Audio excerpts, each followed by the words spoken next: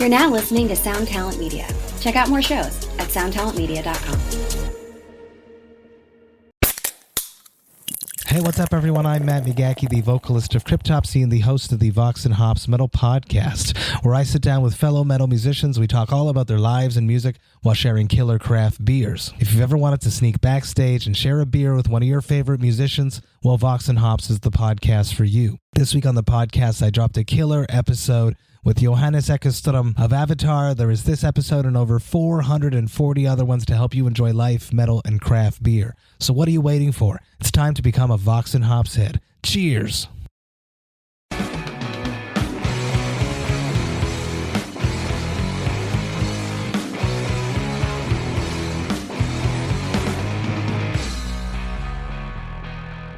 Hey everybody on the internet, welcome to another episode of the ToneMob.com podcast, the show where we talk about guitar tone and the people behind it. And today we are at the home of Chris Benson of Benson Amps, and should have a good time here.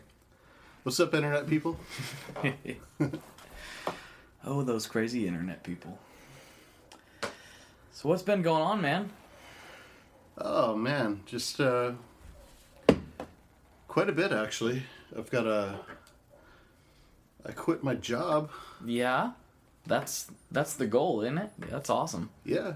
So I've been an amp tech for about 7 years now, and I finally, the new amps have gotten to a place where I can step away from that comfortably, and just put all my efforts into the new business. So.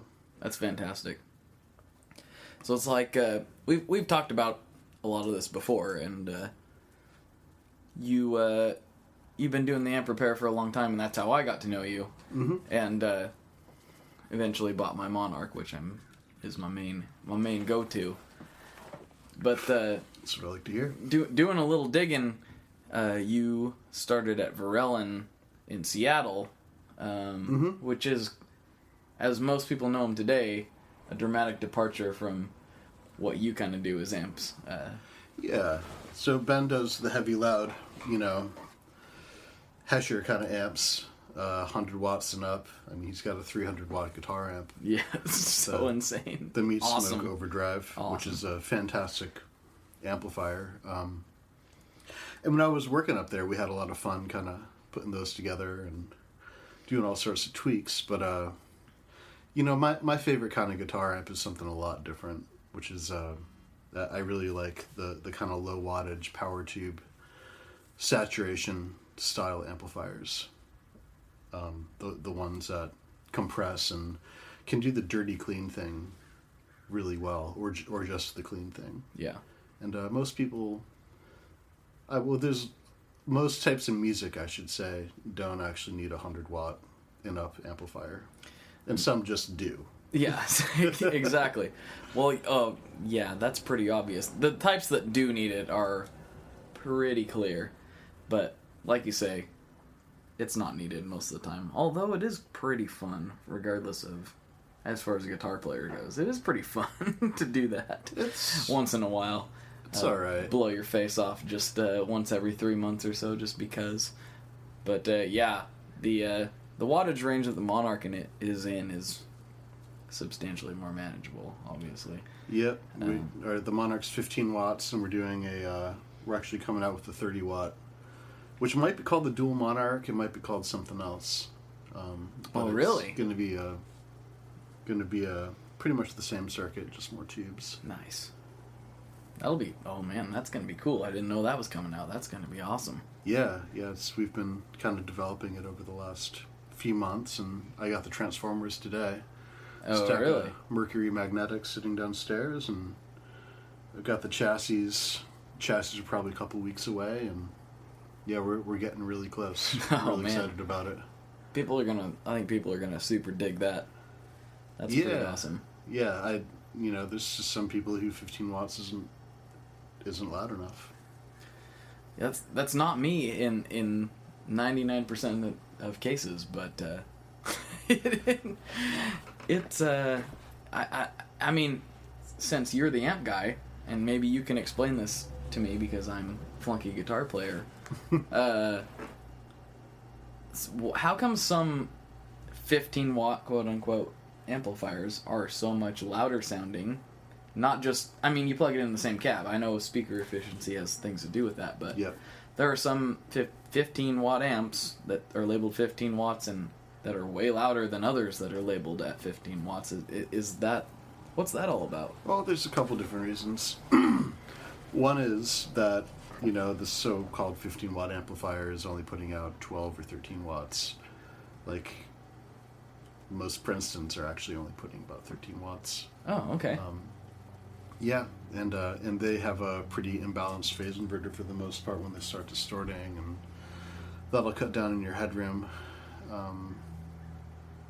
And then the cabinet construction speakers are another reason. I use the pine cabinets, which are really resonant, sort of like the body of an acoustic guitar, and they actually make the sound significantly louder because the whole thing's just ringing.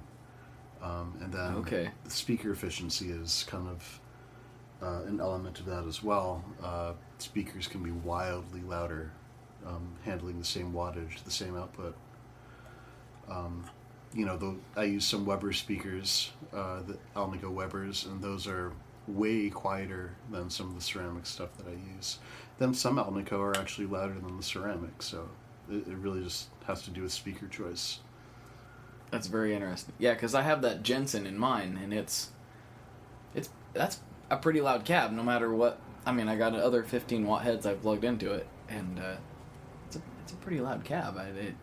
You think that has to do with the resonance more, or the speaker? The resonance, and that speaker is actually extremely efficient for an Alnico as well. Which is part of the reason I like the Jensens. Or that particular Jensen. That's pretty much the only Jensen that I do like. Right. Yeah, it's just a combination. That thing is stinking loud. That's my favorite speaker right now for my amps. I'm digging that thing. I plugged it in with a lot of different amps, and I'm super stoked on that cab and speaker combo right now. It's really been it for me. Yeah, a lot of people think they don't like the Alnico because it's it can lack low end and be inefficient. All the old Jensens were like that. Yeah. So people are like, I don't like Alnico, but there's some that they don't have to be inefficient. They can actually be loud. The Celestian Gold's a really good example of that, and the Jensen P12N, the new one, 100 watt, is another great speaker for that. Nice. Yours is the P12. What's in the cab I have? I'm trying to think. A P12N. It is the N. Yep. Okay. Anybody listen to the last episode will hear me scratching my head going, Pete, who? I can't remember, but I put it in the show notes, so they've already figured that out. It's a little confusing because the old P12N was actually a 50-watt speaker. Oh, okay. And they're probably using a different voice coil material for the new ones. It's a totally different speaker, but it still has an Alnico sound. Oh. It's just a lot louder. That's very interesting, because it seems like they put some effort into making it look like a... Oh, yeah. And be kind of a quote-unquote reissue of the original. So I found that's pretty interesting. Yep. Yeah. I did not realize that was a 100-watt speaker. Yep. Straight up. That'll handle a plexi. That's great. Good to know.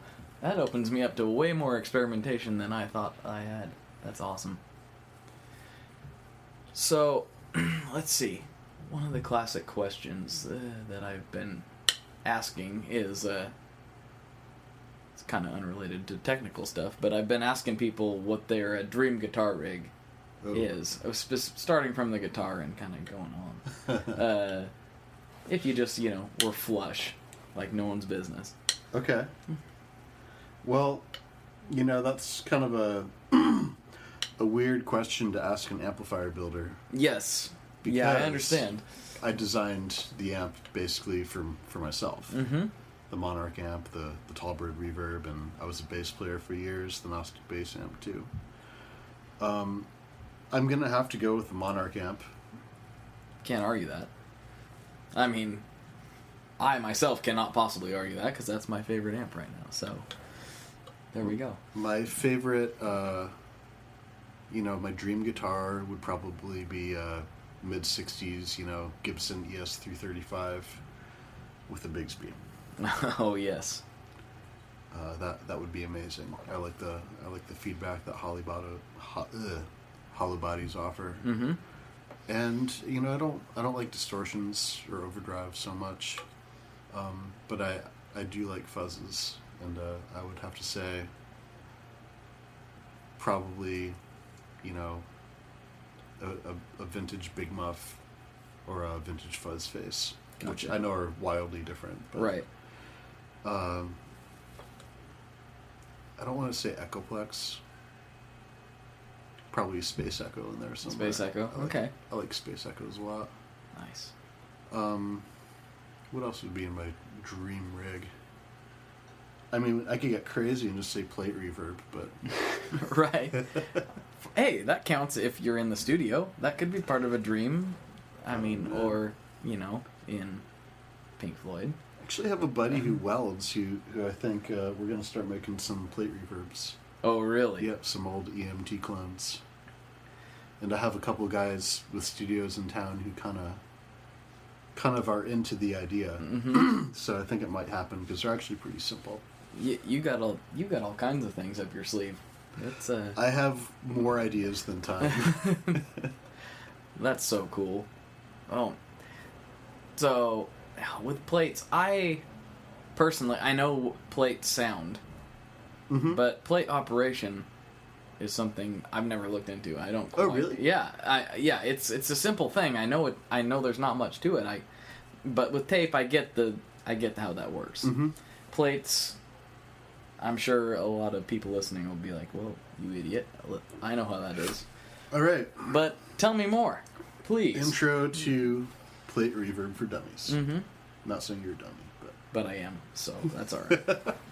So a plate will have some sort of driver that will be driven by an amp, just like anything else. Mm-hmm. Your speaker's a driver. Usually like right in the middle of it or off to the side, depending. I think the EMT ones, which are the famous German ones that a lot of them were based off of, were slightly off to the side of the middle. And I believe it's I think they're...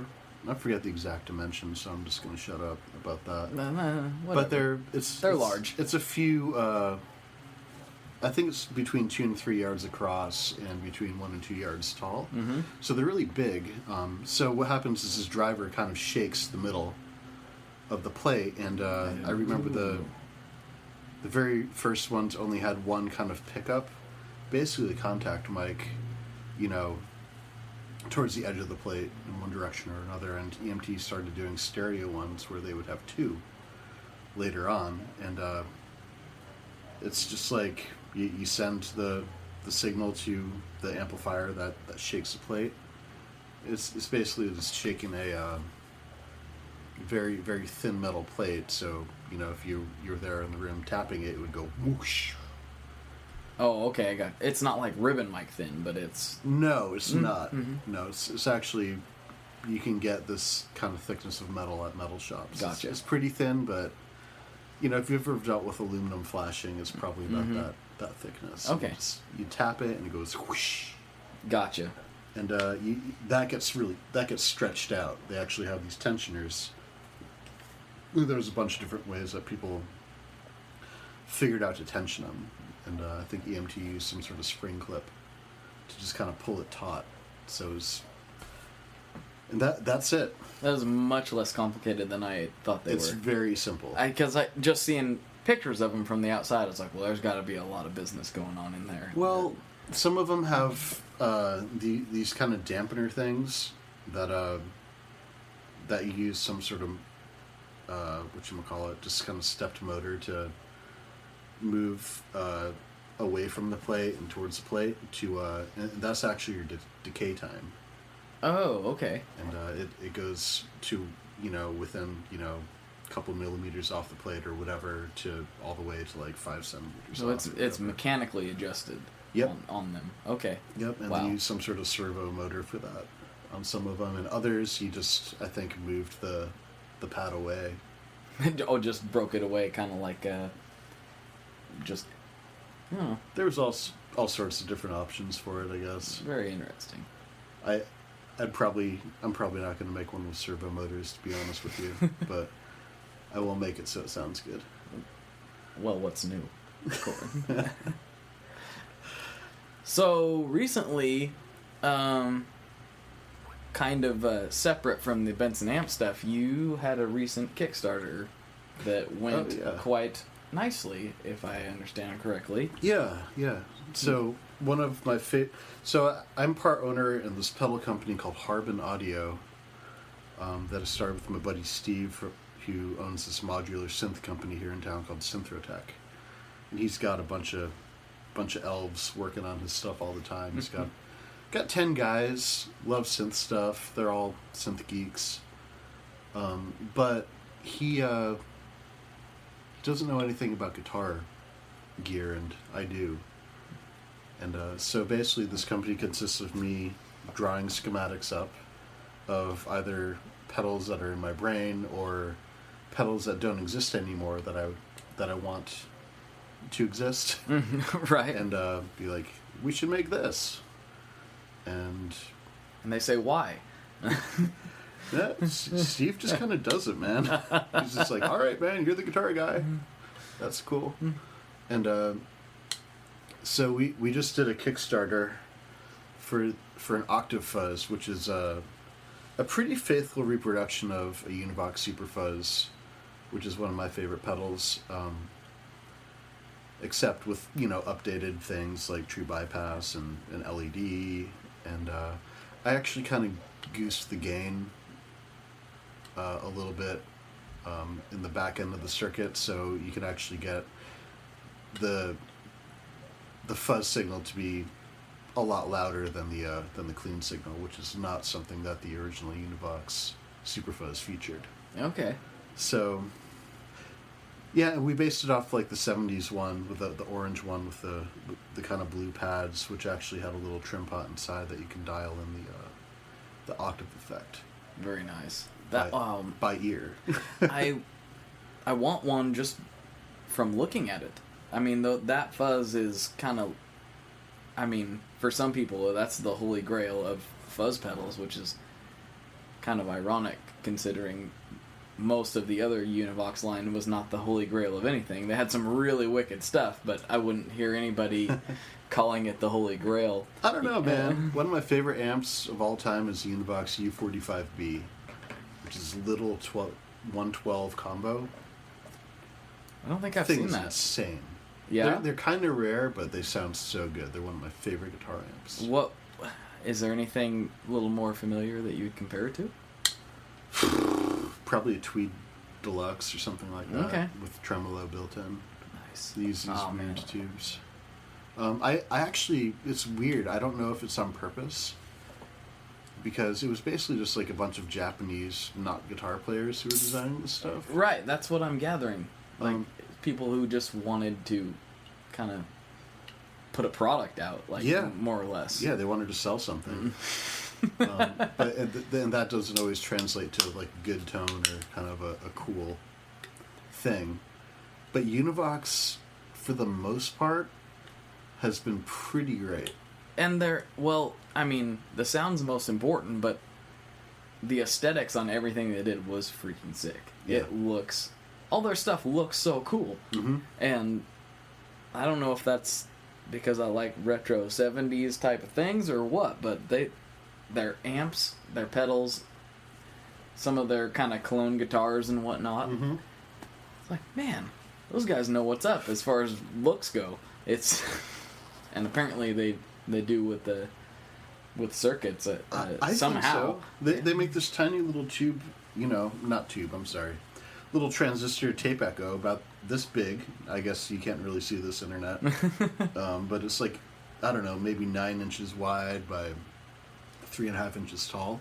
This little tape echo that sounds insane. What's it like? Is it like cassette based, or what do they use for a cartridge in that? The funny thing about this is they actually use these, I'm probably not saying it right, but like dictaphone cassettes. Basically these these old cartridges that people use in these machines to record, business conversations. Okay. Okay. I know what you're talking about. They're- You probably are saying that correctly. That sounds right to my uneducated brain. And no one knew where to get these cassettes for years, but I have a buddy here in town who used to advertise. He figured out where they got these cassettes for the Univox tape echoes, because everyone was like, yeah, mine's useless, I can't find the cassette anymore. He figured out it was like the old dictaphone cassettes, and he just bought a stockpile of them. He was selling them out of the back of this recording magazine, and his kind of business name was Real Bastard, with REEL. Okay, Bastard. right. Because he told me that he just felt like a real bastard because he bought them for 50 cents, and he was selling them for like $20. He didn't feel too bad then. He was feeling all right. Not bad enough to to not do it. But then again, if I had that Echo and it was like $20 to get it back rocking, Oh yeah. I wouldn't. Even if I knew the guy was making that much money on it, I wouldn't hesitate. I would grab it if I couldn't find it anywhere else. Yeah, definitely. Yeah, $20 is nothing for a good tape echo, That's awesome. and a lot less than you would pay for a full tone Yeah, Echoplex cartridge these days. definitely. Speaking of that, have you seen, and if you have, what's your opinion on that T-Rex tape echo that's coming out that's cassette based? That looks pretty sick to me, but I haven't heard of it, but I've wanted to do a cassette based one for a long time. I can't remember what they called it. I think it's supposed to be coming out here pretty soon. They debuted it at Winter NAMM last year, if I'm not mistaken. But is this a full tone? no, T-Rex. T-Rex. Yeah. Oh. Yeah, and I'm pretty sure it's T-Rex. I might have to fact check myself on that. If I'm wrong, I'll notate it. But I'm pretty sure it's T-Rex. I think it was made. They were having it made in Denmark, and it was this little cassette-based pedal tape delay, and it was a replicator. It was called the replicator. Oh. That shouldn't have been that hard to That remember. sounds familiar. Yeah, it was pretty gnarly looking. I don't know anybody that's put their hands on one yet, but I'm sure out there on the interweb somebody can chime in on that. Interesting. Well, I think it's a great idea. Yeah. Hey, there's room for more than one. That's for sure. Yeah, totally. So as far as delays go, would you say that a tape-based effect would be kind of your go-to, or do you have others you kind of like? I'm a big like old school bucket brigade guy just from the sound and. Yeah, I mean, I love the sound of tape delays, but I've only actually brought one to a show once or twice, and then I was like, this is really stupid. This is a heavy electromechanical device that is, it's going to break. Yeah, there's a lot of moving parts there. And I'm not going to have delay for the show, and also I'm going to have to fix it. Yeah. So I don't bring them around really. My favorite delay is, just a straight up deluxe Memory Man. Mm-hmm. I have one of the old AC. Yes. AC power ones, and I love it. It's hard to. You can't really go wrong with them, in my No. opinion. And then Behringer actually made a clone of those, which they didn't market at all. I don't know why no one knows about them. The vintage time machine. And they're using This is news to me, so news to everyone. the new. They're using the cool audio chips, Right. Which is not the same thing as. Doesn't sound the same. No. It's not like the MN30005. Yeah. I think that's kind of the big one. Yeah, the 5 or the 8. Mhm. But they sounded pretty good. And they sounded a little darker. And I used one of those for a couple years, and then someone traded me a Memory Man for a couple Harbin pedals, and I was like, all right, well, I guess I'll just put a $400 pedal on my board. Sure, why not? You only have one life. I mean, Yeah. whatever. Hey, you got to have the best mojo that you can possibly have, and that's tough to beat as far as delays go. That's got mojo going on like no one's business, other than a tape delay. I love those things. Yeah, and tape delays are awesome. You know, I've used echoplexes a lot in recording, and the more broken they are, usually the cooler results. Yeah, the more gnarly it gets. That's kind of why I like some of these ones that have come out that have the effects loop in it. You can mimic broken stuff by putting fuzzes on the repeats and things of that nature. It's just kind of something I have a lot of fun with. I've had some ridiculous results putting stuff in an effects loop of a delay pedal. It's like, wow. Well, I mean, I hear a lot of crazy sounds, you know, as a repair tech. You know, when something's broken in the right way, it can sound pretty amazing. Yeah. Is that something you ever try to explore? Like what is that? You know, hey. If I had if I had more time, I would probably usually I'm just trying to get something out the door and make sure it's, you know, it doesn't break. Mm-hmm. But I have some ideas for that kind of thing. I want to make something where you can actually lift the ground on the first filter cap in you know, an amp preamp where it'll just start ghost noting and get really gnarly and just make that like a switchable effect.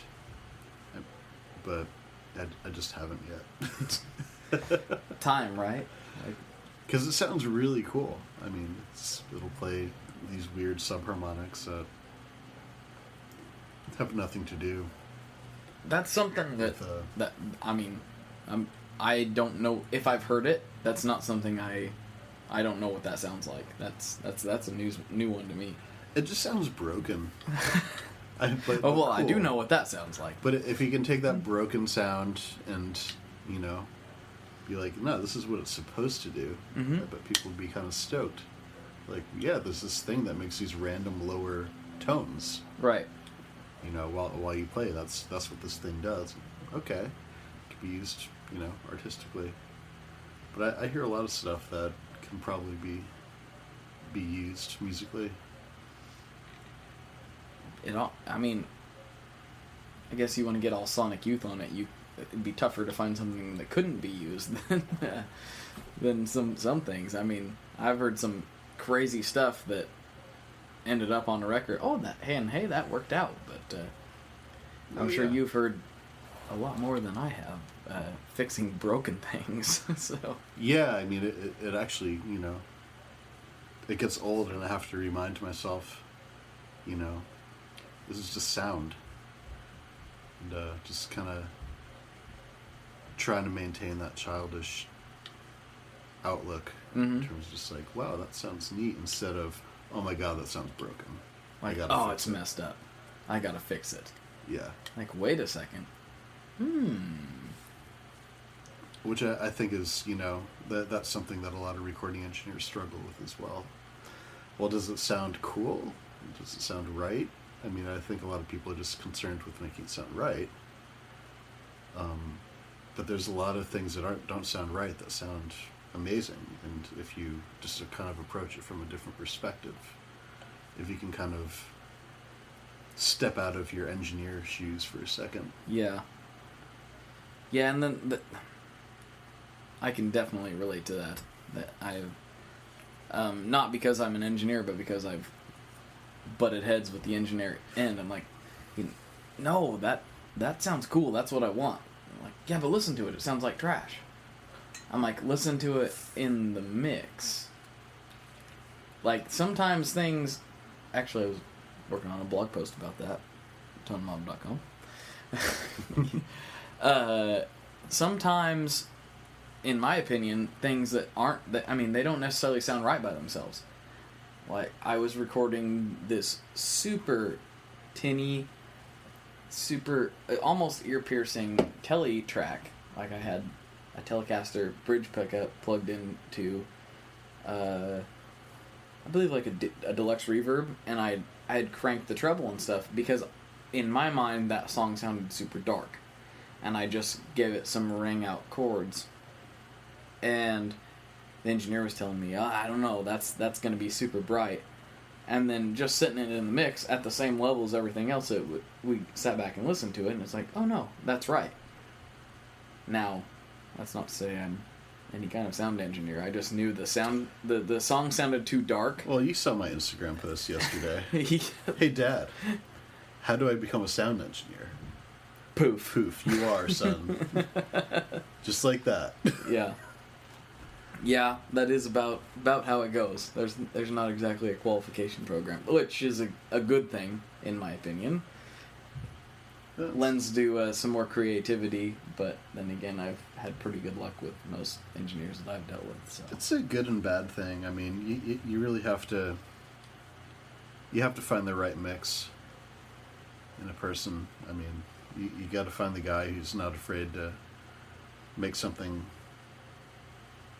sound not like it should, but lends itself to the song. It's all about the song to me. It totally is. I mean, good guitar tone is good guitar tone, but like a good big muff tone by itself can sound awful with the rest of the song. So like, if it don't work, it don't work, and I think myself included, a lot of people get lost in that. Like, but my tone was so good, and yeah.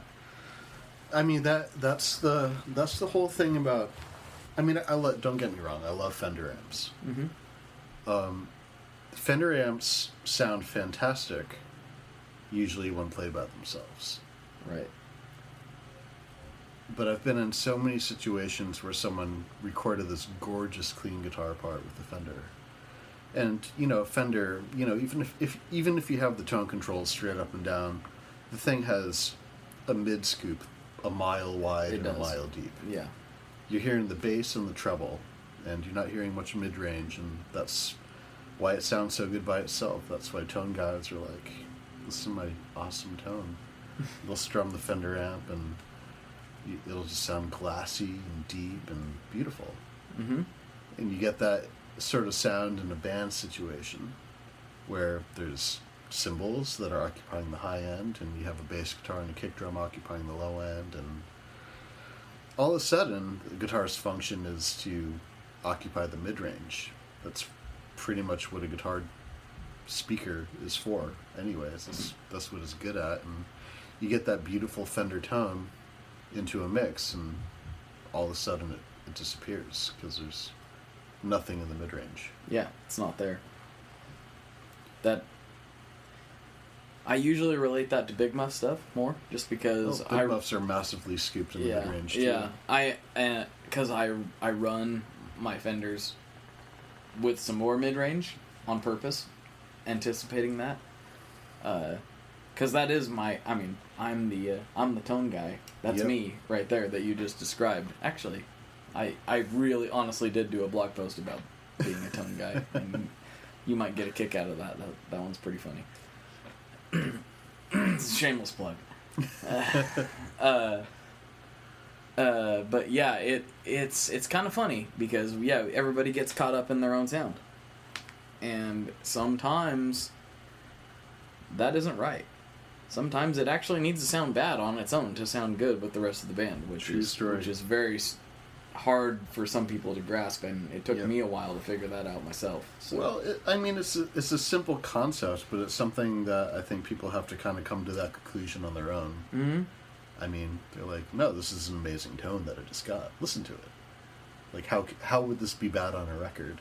Like, well, dude, you've got like this huge 10 dB spike at like 100 hertz that is right where the kick drum punch is supposed to be. And no, dude. Well, I was talking to somebody via email recently, and they were having problems standing out in the mix. Now, this didn't end up being their problem. The problem was their other person was just too loud. And at least from what I gathered from the video they sent me, that's what I could I mean, they sounded great, and then their other person came on, and they were just too loud. This was an iPhone video. Actually, who was that? Oh, that was Emily Wolf Music, yeah, that sent that in. So if she's listening, this is who I'm talking about. Your tone sounded good. Hey, Emily. But we did talk about, because before I heard the track, I was curious. Like, oh, well, I wonder if maybe she's too scooped in the mids, just from what she's describing. And I kind of talked to her. I said, well, your tone can be the best thing on the planet, but if nobody can hear you, it really doesn't matter at the end of the day. Yep.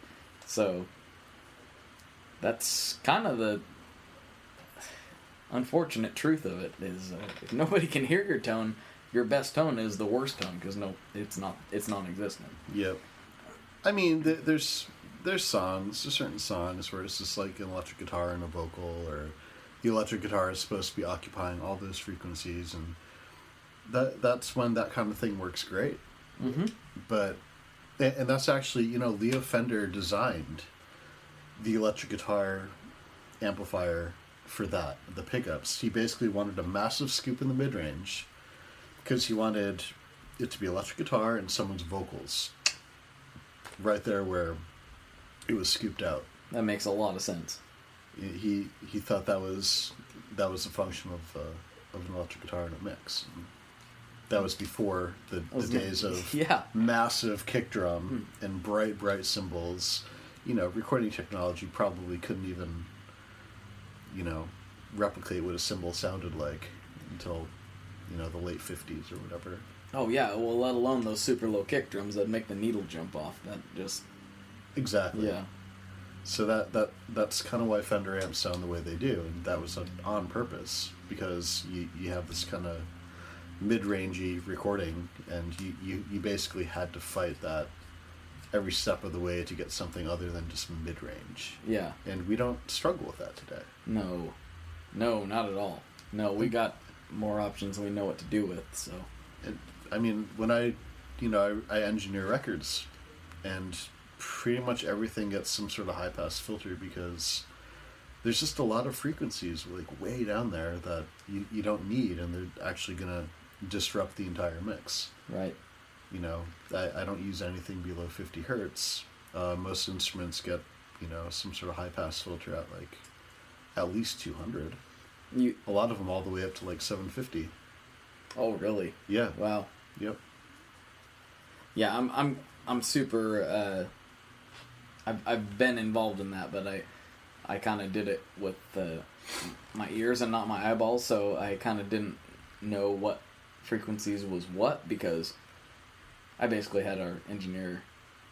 He was getting worn out. Like that poor guy.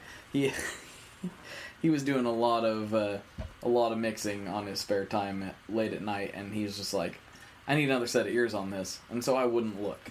He would just do, does that sound better, or does that sound better? And sometimes the frequencies, I had no idea what he was adjusting. And then I'd turn around and look, and my mind would be blown. Oh, yeah. I mean, that's you just got to mix with your ears. I mean, that's why people love mixing with consoles, because, it says 20K or whatever, but you don't really know. No. A lot of times it's way out. You just got to use your ears, and if you're adjusting to the numbers that someone told you, it's wrong. Yeah.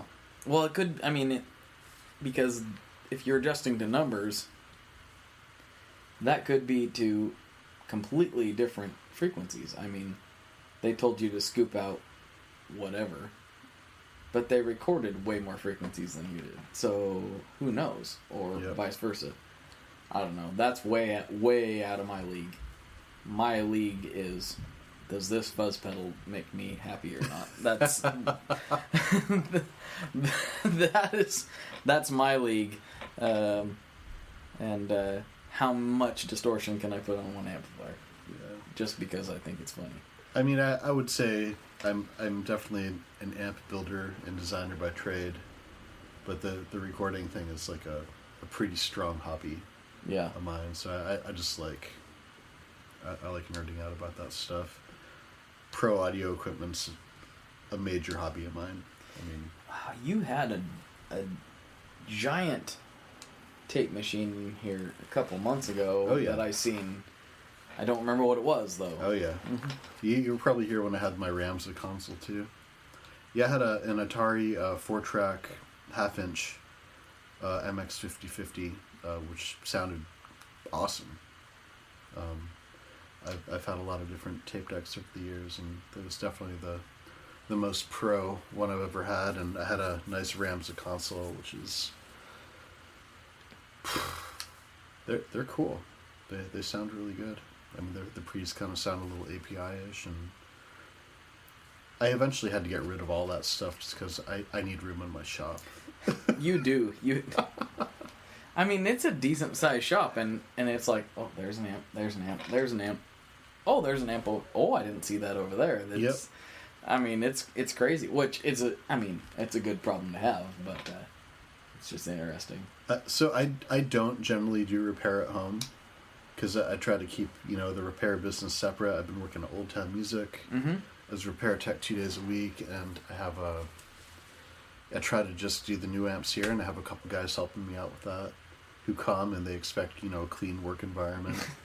Well, that's too much to ask That's for. too that's too bad. Yeah, you can't have that. I counted 15 amps in my shop earlier today that people dropped off for repair. Like, here you go. I'm gonna just shut my mouth and pretend that I have never had anything to do with that. But I have a mountain of amps in my shop that they just kind of keep getting dropped off. I think I might have to declare a moratorium on buddy repairs. At 15, it's you're getting into some serious time. I mean, it's kind of a liability too. I mean, they're all like vintage Fenders, and they're pretty nice amps. Yeah. Like, I'm just like, I just have like 15 amps that don't belong to me in my shop. Yeah, I don't know. I gotta stop doing that. But not for me, right? Like Yeah, exactly. That's everyone. I think we're all right. Yeah. Come on, man. Hey, dude, are we still cool? Yeah, are we still cool? Come on. Yeah, no, no. That's something I do all the time is no. But no, I totally get it. Man, that's... Like you say, though, that is a good problem to have. It's good, man. I mean, like a few years ago when I moved to Portland, I didn't know anyone like that. I would have... That would have made me so happy, but now it just stresses me out. Yeah. It just... Oh, gosh. Makes it harder for me to sleep at night. It's a good problem. You're right. I just have to learn how to manage that different kind of stress. Yeah, that's a completely different... I keep saying that's getting really annoying to everyone. But,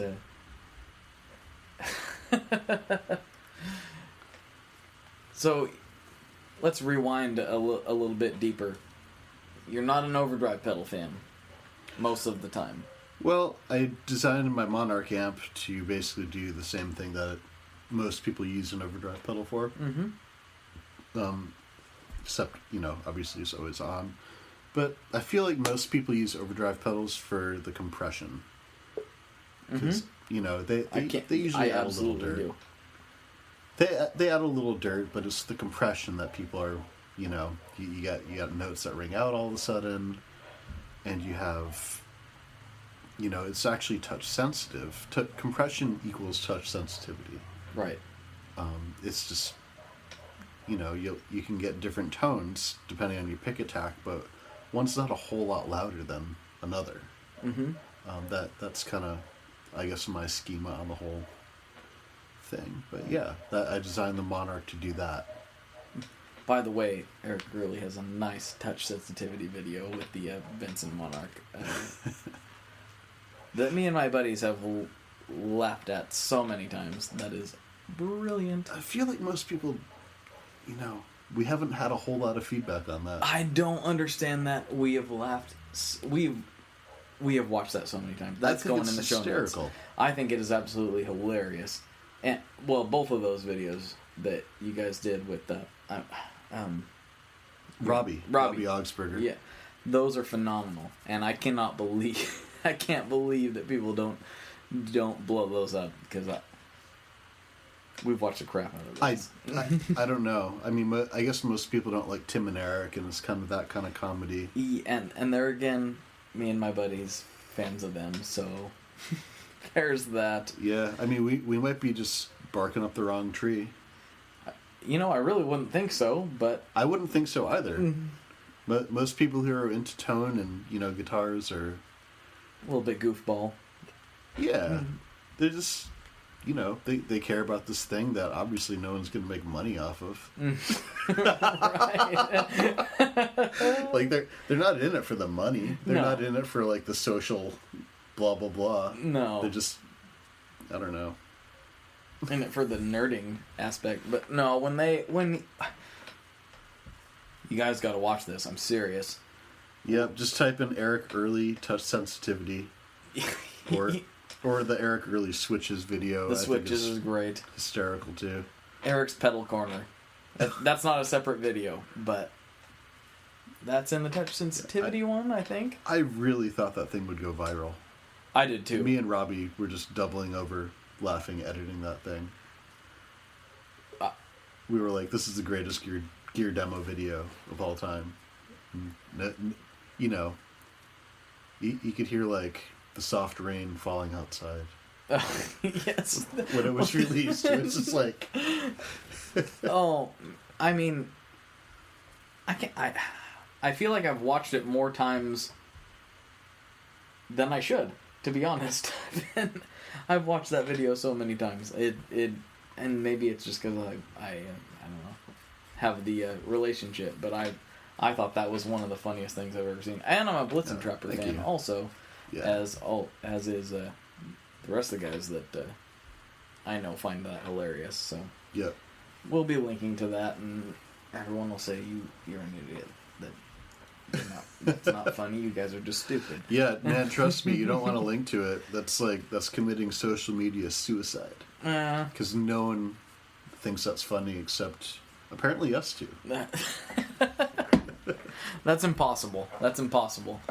Tim and Eric could not have been on the air for that long, and only us two find that kind of stuff funny. That's ridiculous. Yeah, they're scratching some sort of itch. Well, we've been going pretty long. I could go all night. I know you could too, but we might have to do a part 2 on this. Yeah, I'm into it. Yeah, we'll talk more craziness, but yeah, we're up in we're literally up in an attic with no AC in 100-degree weather, sweating. I mean, it's a finished attic. Well, it's a nice attic. It is. Actually, that's a...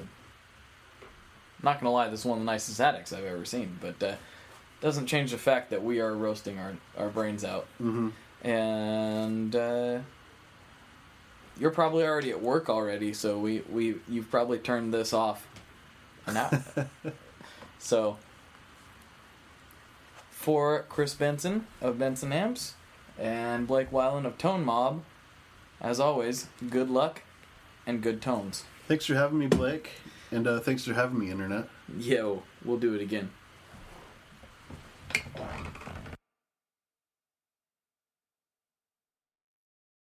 One last thing before we totally sign off here, I just want to remind you that if you do any shopping at Stringjoy, that's Stringjoy guitar strings made in Nashville, that will help me out as well. As I've said for years, I'm heavily involved in that company, and I really do think they're making the best products on the market. So if you would like to try custom strings, go to tonemob.com/stringjoy and check them out today. I seriously love what the team down there is doing. I help them out with all kinds of things, and by you supporting them, you are also supporting me as well. And hey, you need some strings, so why not get some custom strings just for your guitar and playing style? Again, the link for that is tonemob.com/stringjoy, and that will take you right to their website, and you can do all your shopping through there, and that will help everyone involved out. So thank you very much. Talk to you next time. We are brought to you by the wonderful folks at Gun Street Wiring Shop. Yes, Gun Street Wiring Shop. I've talked about them before. I used to say based out of Bend, Oregon, but guess what? Sean moved to my neck of the woods. Sean's in Portland. Sean is awesome and has helped me with a bunch of stuff lately. And if you have wiring needs for your guitar, he can help you too. If you want to get weird with it, he can get weird. If you just need to spruce things up a little bit, there's your guy. He takes all the guesswork out of doing your guitar wiring, and he makes it simple, and his customer service is top-notch, and I can't say enough good things about Gun Street as a company.